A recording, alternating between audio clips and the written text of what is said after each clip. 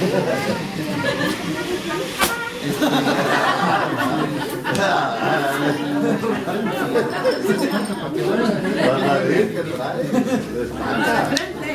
va a aprovechar.